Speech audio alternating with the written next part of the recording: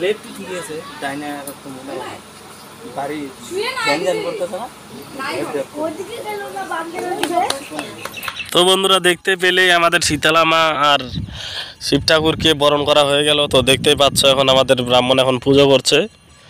তো আমাদের পুজো কমপ্লিট করতে করতে আজকে দুটো ঠাকুরের পুজো, তো মোটামুটি ভালোই টাইম লাগবে। তাও বিকালের মধ্যে কমপ্লিট হয়ে যাবে পুজোটা। আশা করি তোমাদের ভিডিওটা ভালো লাগতে চলেছে, পুরো ভিডিওটা দেখতে থাকবে। আর দেখতেই পাচ্ছ ওই তো অল্প আরতি দিচ্ছে, আর আমাদের প্রসাদ টসাদ সব রেডি।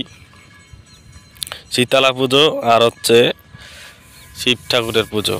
তো এখানে প্রত্যেক বছরই আর কি দুইটা ঠাকুরের আর কি পুজো হয়, এখানে শীতলা পুজো আর শিব ঠাকুরের পুজো। তো দুইটা পুজোই একসাথে হয় প্রত্যেক বছর। তো ওই তো বিকালের মধ্যে মধ্যে আর কি পুজো কমপ্লিটের দিকে হয়ে যায়। আর দেখতেই পাচ্ছ আমি ভিডিওটা করছি, আশেপাশে যারা আছে তাদেরকেও তোমাদের সামনে তুলে ধরার চেষ্টা করতেছি। তো এখন সন্ধ্যা প্রায় হওয়ার কাছাকাছি। তো সারাদিন আমরা উপোস থাকতে থাকতে সন্ধ্যা হয়ে গেল প্রায় দেখতে দেখতে।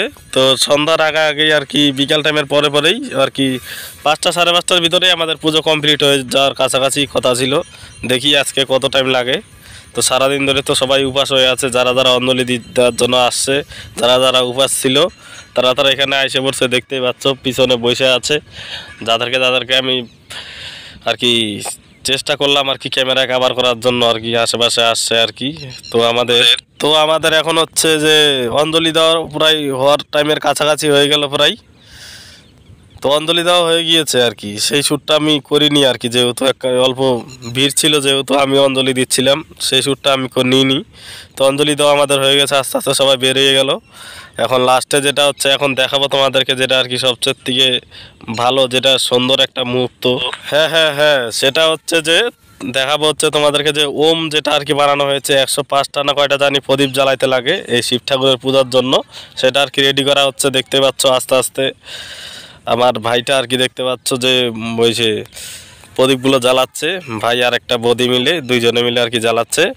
তো ফাইনালি আমাদের হচ্ছে প্রদীপ জ্বালানো কমপ্লিট। এখন আমাদের ওম বানানো হচ্ছে রেডি। তোমাদের এখন কেমন লেগেছে সেটা এখন বলবে তোমরা। তো আমাদের শীতলা পূজা তো কমপ্লিট হয়ে গেল।